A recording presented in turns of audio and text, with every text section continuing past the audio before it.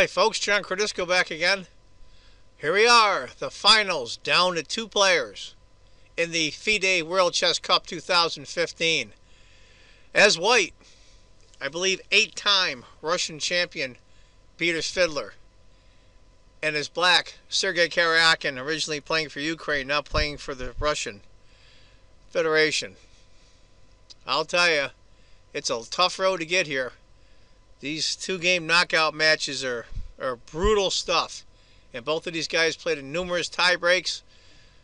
I don't know if it's so much you win these things or you just survive them. Anyway, this is the final games are, instead of 2 games, are 4 games. This is game 1 of the final. Now, I do have to say, no matter who wins this final, the first and second players automatically get in the candidates final, which is the tournament to determine who plays Magnus Carlsen for the World Championship. So this is a huge deal, not just counting the money. I believe first place is $100,000. Maybe, I think it's $120,000. And second place is $80,000. So we're playing 4 games. There's $40,000 difference. So these are $10,000 plus games. Anyway, let's get to it. Enough of my yakking. Svidler is white. Karjakin is black. It's going to be a French. Let's just go through the opening here. Typical French stuff. No, maybe not typical, but rook e1, pawn. Get a lot. You see a lot in this variation where the pawn storm on the queen side for black.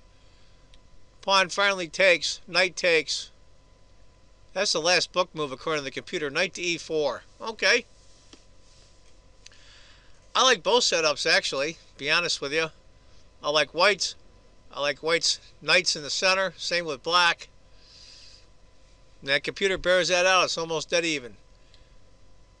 Finally, Fianchetto the bishop.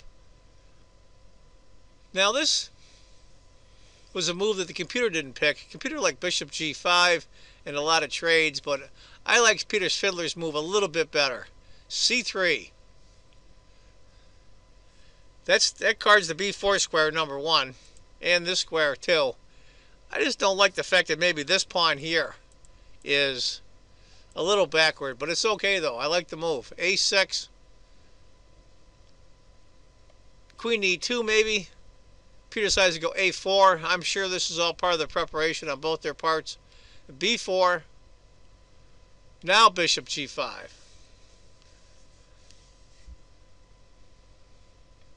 f6. To tell you the truth, we'll go back here a second.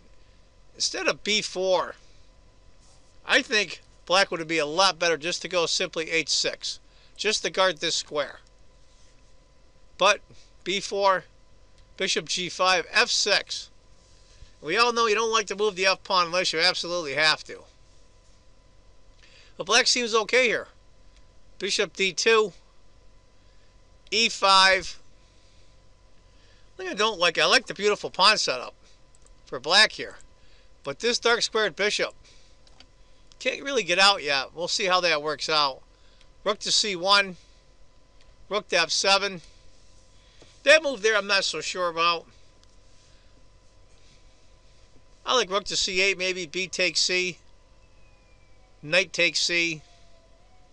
Rook b8, maybe. So let's go rook f7.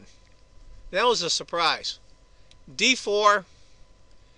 And that was a move that just allowed it. And the computer agrees. d4, pawn takes, pawn takes, pawn takes, pawn takes, knight takes, knight takes, pawn takes. Okay, got a lot of pawn trades there in the middle and one set of knights.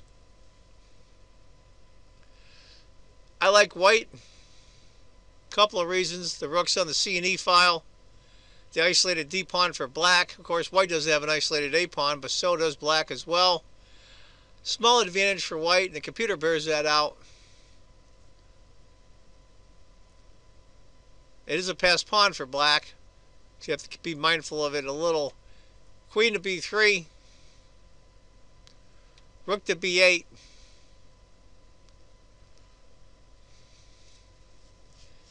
This is where I think black starts miscalculating. Maybe not blundering, miscalculating. Rook to b1. Queen to d7. Rook e to c1.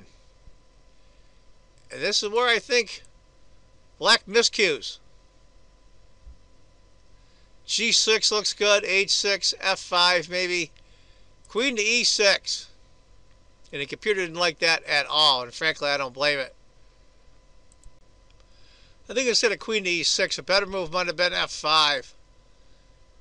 And this is roughly the sequence. Knight, bishop takes, bishop takes. Bishop takes, queen takes, king takes, rook checks, king E6, rook takes, F4. It still sucks for black, but at least he's got some counterplay. But it's much better than what happened. After queen to E6, it's a move right out of the blue. Knight to C5. Bishop takes, rook takes. Rook to D8.